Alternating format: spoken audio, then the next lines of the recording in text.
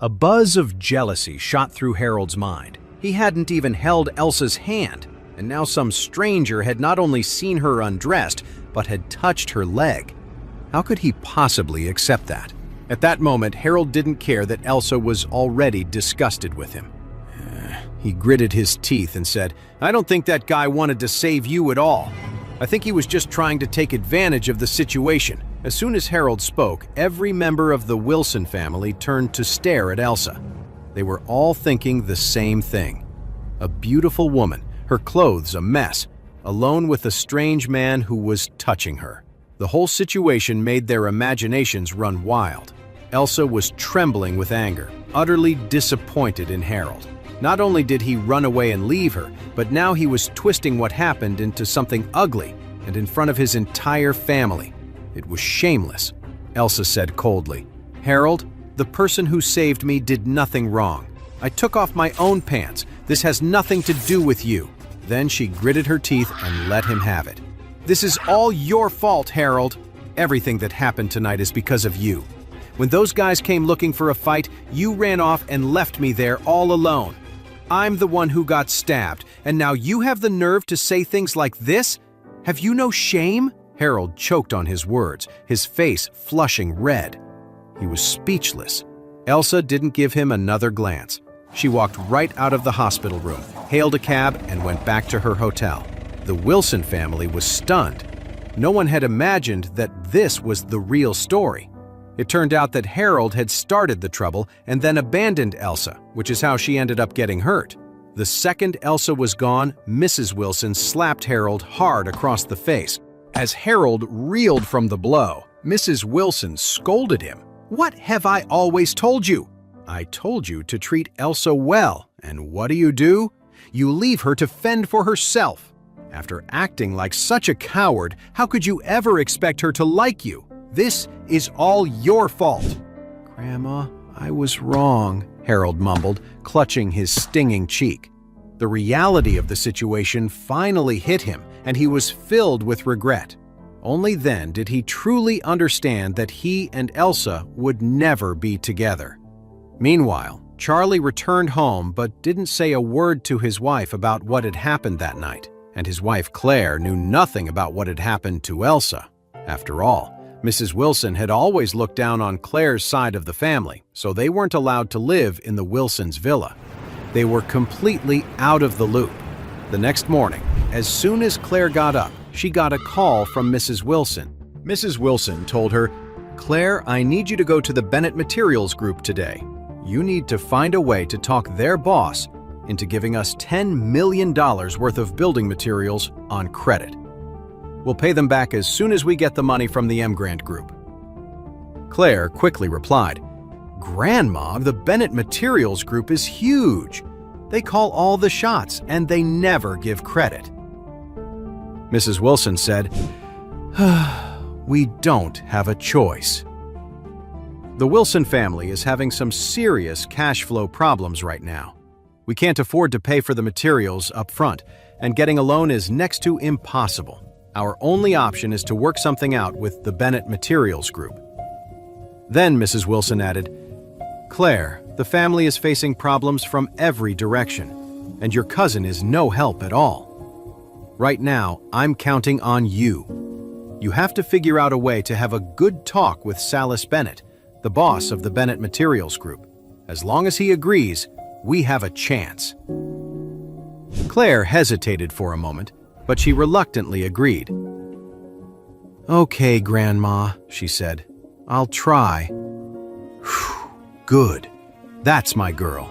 Mrs. Wilson breathed a sigh of relief. "I know you can do it." After hanging up the phone, Claire looked pretty down. Charlie couldn't help but ask, "What's wrong?" Claire told Charlie what was going on.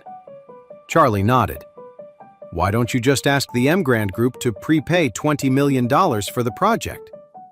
Claire quickly shot that down. "No way! We're already punching way above our weight just to work with the Grant Group. If we start asking for advance payments, they'll look down on us." Charlie wanted to say, "The Grant Group is your husband's company. What's $20 million? Who would dare look down on you? But of course, Claire didn't know that. She said, "I'll just go talk to Mr. Bennett myself." Charlie offered, "Then I'll go with you." "That's not a good idea," Claire said. "It would look so unprofessional to bring my husband along to a business meeting." Then she added, "You should just stay home. If you get bored, you can go out. It's fine." Seeing how determined she was, Charlie didn't push it. He knew his wife was independent and liked to handle things herself. He figured he'd let her give it a shot. If it didn't work out, he could always step in and help from the sidelines. After breakfast, Claire made an appointment with Silas Bennett and drove over there by herself. The Bennett Materials Group was one of the biggest building materials suppliers in Ores Hill. They specialized in T6 aluminum siding and were a key supplier for any major real estate project. Silas Bennett hadn't come from money, but he'd gotten lucky and married a woman from a powerful family. He used her family's connections and resources to build his business into what it was today. But Silas had a wife who kept him on a short leash. Even though she wasn't much to look at, he never dared to cheat on her. Because of that, Silas had a good reputation around town as a loyal husband who never forgot where he came from. The Bennett Materials Group was located on the outskirts of the city, with a massive factory that sat on thousands of acres of land. When Claire pulled up to the Bennett Materials Group, she headed for the office building. After parking her car, she saw Silas Bennett waiting for her in the lobby. It looked like he'd been there for a while. When he saw her coming, Silas immediately put on an enthusiastic smile.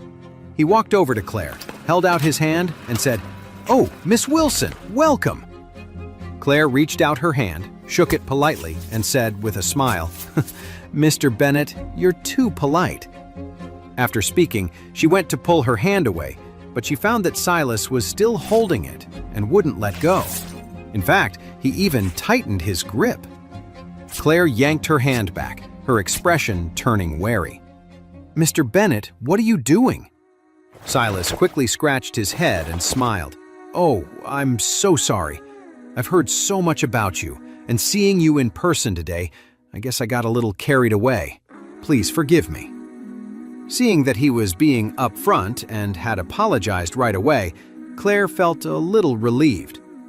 Just then, Silas made an inviting gesture and said with a smile, "Miss Wilson, please come to my office for a chat." Silas led Claire into his office. The moment the door closed, a flicker of something intense appeared in his eyes. He quietly locked the door, then invited Claire to sit on the sofa. Claire looked a bit uncomfortable and sat across from him, her hands folded in her lap.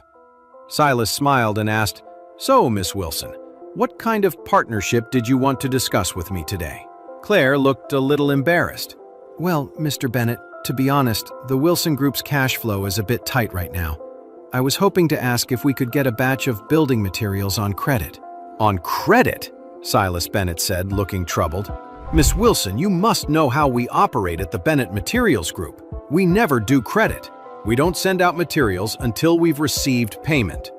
"I know," Claire said apologetically. "I really have no other choice." "But you can be sure that our partner on this is the Grand Group, the biggest company in Ores Hill. They will absolutely not default on the project. As soon as they pay us, we'll pay you for the materials immediately." Silas Bennett. "I hear you, Miss Wilson, but this isn't personal. Do you know why I have a strict no-credit policy?" Claire shook her head. "Why?" Silas said, "I used to be a lot more flexible. Customers wanted the goods first and to pay later. I agreed because I wanted to grow the business and build relationships. Every single one of them said the same thing. As soon as the client pays us, we'll pay you. But you know what happened? I'm out more than $300 million in unpaid bills, and they still haven't paid up." "That much?" Claire was stunned by the number. All the assets of the entire Wilson Group were just a little over $1 billion. It was shocking to think that Silas was owed more than $300 million for materials alone. Silas Bennett sighed. "There's nothing I can do. These partners who won't pay up all use the same lines. They all say they'll pay me soon, Any day now, but it never happens." He shook his head and said with a sigh, "In the end, I had no choice. I had to stop all credit arrangements. You can have the materials, I've got plenty of them, but you have to pay first." Claire's expression fell. It seemed this wasn't going to work out the way she'd hoped. But she knew that since he had this rule, it wouldn't be right to ask him to break it. She stood up and said, "I'm very sorry, Mr. Bennett. I'll go back and talk to my grandmother. I'll try to raise the funds as soon as possible so we can work with you." When Silas saw her getting up to leave, he immediately said, "Hold on, Miss Wilson." With that, Silas quickly stood up and added, "What I said before, that's for my regular partners. But for you, Miss Wilson, well, you're a special case." Claire asked, confused, "Mr. Bennett, what do you mean by that?" Silas's eyes narrowed as he stared at Claire greedily. To be honest, Claire was stunning, so beautiful it took his breath away. After all these years of facing that plain-faced wife of his at home, seeing someone like Claire was a shock. His wife couldn't hold a candle to her. Claire's face was flawless, and her figure was driving him wild. A woman like that was the ultimate prize. Why couldn't he get that lucky? Why did a perfect woman like her have to marry that well-known loser? What did that good-for-nothing husband of hers have that he didn't? As he thought about it, it felt like 1,000 ants were crawling under his skin. Hey amazing viewers, it's Charlie here. Thanks for sticking with us. By the time of the release of this video, only 11% of our viewers have joined the party by subscribing, and 89% of you might miss out on our next mind-blowing video. So what are you waiting for? Hit that subscribe button and join the exclusive club.